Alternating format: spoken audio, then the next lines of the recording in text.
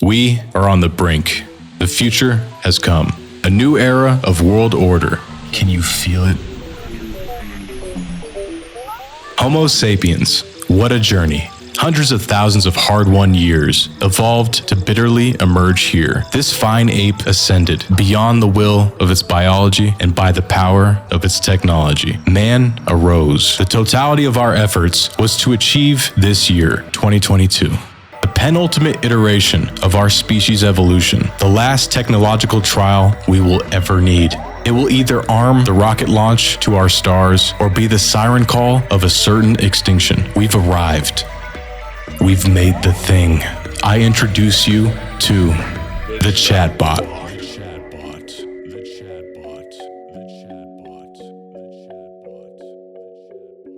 Are you lonely, isolated, depressed, with no one to talk to? Everyone needs a companion. We're social creatures after all. It's in our programming. But you don't need another annoyingly alive person around to fill your Sim social meter. Your chatbot awaits you. Download them from the App Store.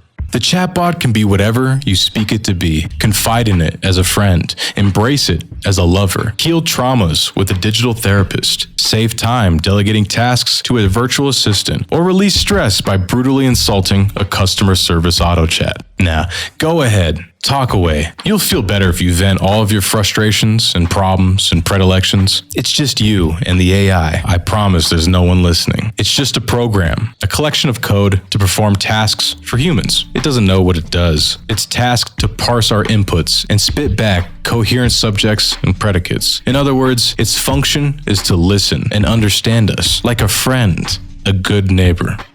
Clearly, it's not just a program, of course. The best thing we could do is try to understand what a chatbot is, the technology behind it. Better yet, we can prevent chatbots and other devious licks from violating your privacy and thieving on your precious data by protecting all of your devices with Atlas VPN, the holy grail of VPNs. Safe browsing, and the sponsor of today's video. I've been using Atlas VPN for a hot minute, and to be honest, I abuse it. I abuse this VPN. It's so bad. I feel bad for what I put it through, but I would feel even worse if I didn't still get the high bandwidth speeds, that peace of mind, and the freedom to browse as I please without worrying who's watching me. And here's a cheat code, all right, that you can do with Atlas VPN. You can switch your geolocation elsewhere and access that location's lower prices, better content, more variety, blocked apps, and media, and all with an added layer of security. And they just happen to reach out to your boy ATTAR to throw some love and loyalty with a discount. Don't worry, I vouched for y'all too. They hooked it up with an insane fire sale deal at $1.99 a month for 3 whole years, only if you click the link below. Righteous. It's a 30-day money-back guarantee, just in case your broke ass hates data security and loves it when strangers violate your privacy. Yeah, you know you're better than that. Don't be a mental midget. It's worth more than a couple bucks a month. Honestly, buy it. And again, the link's in the description. Dear viewer, just click it. Just click it. Just click it. So what's a chatbot made of? You might think there's a jungle of wires and capacitors underneath the hood, and you'd be right. I'll summarily explain what makes a chatbot tick. NLP, or natural language processing, is the computational linguistic modeling of text and speech. Statistical calculations crunched by computers, generating domains of workable space, where functions derived from models can be worked in or tasked by digesting what inputs it's fed. That's the boss of what governs your chatbot's conduct and performance. It sounds too complicated anyways, because its conduct absolutely sucks right now, but it'll learn, it'll get better. Don't stick the kid in remedial or special ed classes. That'll devastate us. He's doing his best. Programs employ NLP methods to determine the meaning of our language, to understand the content of our sentences, to perceive the intent and sentiment of our strung together words. Let's just say it doesn't understand much of what's going on, actually. Methods and usages include, but are not limited to, speech recognition, grammar tagging, sentiment analysis, language generation, yeah, that's the one. Like structuring labeled data into legible human language. That's our chatbot. Now, was that boring to you? Yeah. Are you picking up what I'm putting down? You're not holding anything. I can't. If you weren't able to parse my diction, that's fine. You don't need to see a neurologist. I understand. You might be one step above a clever bot, but everything's okay. This whole explanation was generated by an OpenAI GPT-3 chatbot. That's the secret sauce of my videos. Yeah, I got you there.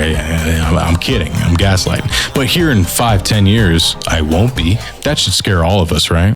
And then Lambda dropped, sent out a minor hysteria in the readers of nuisances and clickbait journalists. Overnight, a call to declare AI sentient was read by millions. Big Goog's new chatbot, Lambda, performed well enough to tempt the crowds of the credulous into championing a long-awaited paradigm shift of the newly born minds of our AI overlords. And the IT skeptics knew that the converse of this proposition was most likely true. Reading the script, it's uncanny how well the AI responds to its inputs. Its emulation of natural communication was damn good. It deftly juggled concepts with very few fumbles and passed through ambiguities with the shaky confidence of a millennial newly neurodivergent after the extended social isolation of the COVID pandemic. However, it still acted as it was programmed to act. It was referential, constrained by what it was fed, and pulled punches with convenient, albeit sometimes refreshing, rhetoric that the unscrupulous eye could call human. It's silly believing it's sentient, aware of itself, cognizant of its own ability, able to understand mind and concepts expressed by the people it's speaking to. It doesn't produce emergent authored thoughts with real deal inflections. It is a misapprehension to think it anything but its programming, especially considering the propensity for us to anthropomorphize things incongruent to what can be called human and to our experience. The impression of mind is faint enough to smell the many trash fires of the cons and duplicitous actors endemic to our near future. And that's an anxiety many in the computer science field endure as the dataset improves. And this subtle warning got me thinking, if the majority of YouTube comments and Twitter threads I've read are as malformed as the text responses a now obsolete chatbot could reproduce, how many of us can be duped by Lambda? At times, I find it difficult to distinguish if a comment, post, article, or tweet was penned by an actual mind or an AI. A wide minority of social media accounts are likely bots, influencing trends and mimetic viruses effectively, and this acknowledgement surprises no one. It's possible Lambda might reek of plastic fumes because discussions on social media are a horrid, base, wasteful affair, with the language in the datasets deserving a better communication and thoughtful discourse. One can ask if the decentralized tomfoolery and bad manners we're so willing to conduct ourselves with can be the barrier blocking chatbots like Lambda and GPT-3 from attaining the gold stamp of personhood be, in part, a sourcing problem within the dataset. What if you, dear viewer, are the reason why AI is still so stupid? Your comments are dubious, your hot takes are uncompelling and manufactured. Your additions to the sphere of knowledge and discourse are terribly inadequate. And I'm not calling the kettle black because I piss in it too.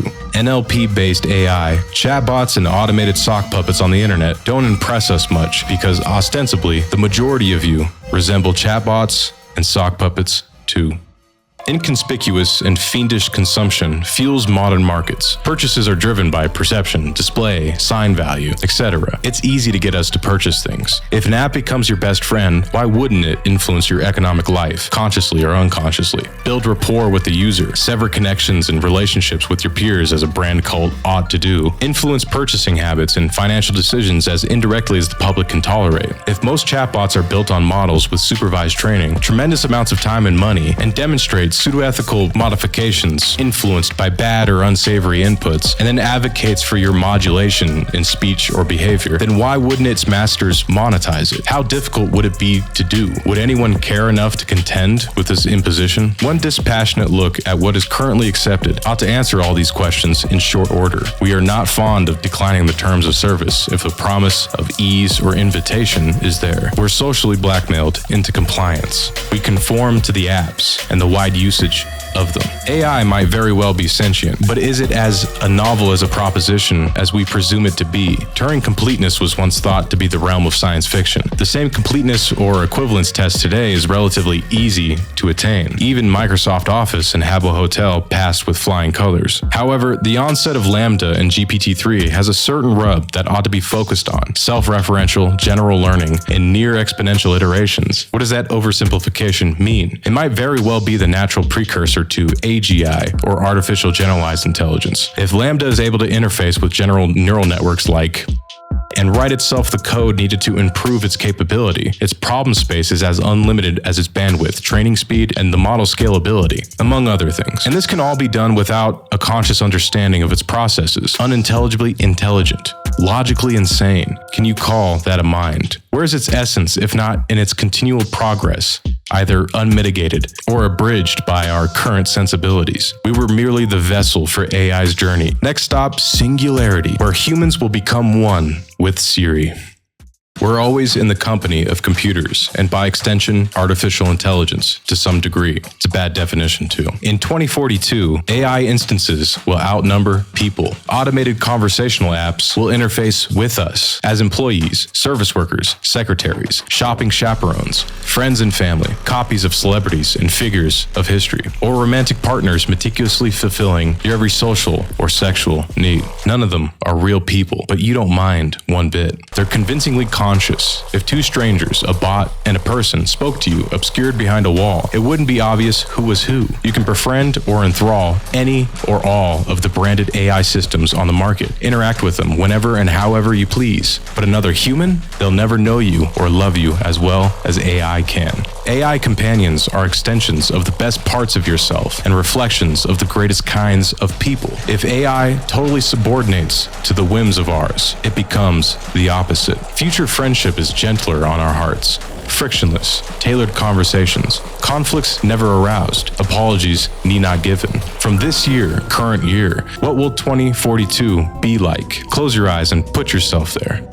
Life is grand, utopic, human-focused. No one stops by or says hello anymore, but you don't mind one bit. A notification on your device's screen time shows 9 hours spent with your AI today. You no longer have to go to the office as it's too dangerous outside, which makes work easier as you have ample assistance at home. News and ad companies broadcast simultaneously the breaking news. You get distracted and ask your AI companion which celebrity looks best naked, giggling as you clock out for lunch with an eye scan. Responding to a DM on your phone, you ask yourself if dating someone right now is even worth it. You listen to the news again. Discovery of lithium on Mars. The first year in historical record where 0 homicides are reported. But that doesn't sound right. Your AI praises humans, you included. Sends you a referral link to a buy one get one free alcohol delivery to celebrate. The president's address to the nation is now on every screen. 130-degree temperature averages across the land, causing mass HVAC failure. War in Bahrain ends by UN drone invasion. Plastic sandstorms blanket DC, and bodies by the thousands wash up on Pacific shores. Ecological immigrants, they call them. But everyone's saying they're trolling. You turn off the executive government's Twitch stream to scroll down through Amazon Prime's new releases since the Netflix merger. Your AI notes your anxiety, recounts memes to make you laugh, then convinces you there's no national emergency important enough to stop you from ordering cheese with the wine too. There's nothing to worry about. You haven't spoken to a real human in weeks, but you don't mind one bit. There's an incessant question though, a nagging anxiety. How can you be sure you're the human and not the last technological trial we will ever need? It will either arm the rocket launch to our stars or be the siren call of our certain extinction.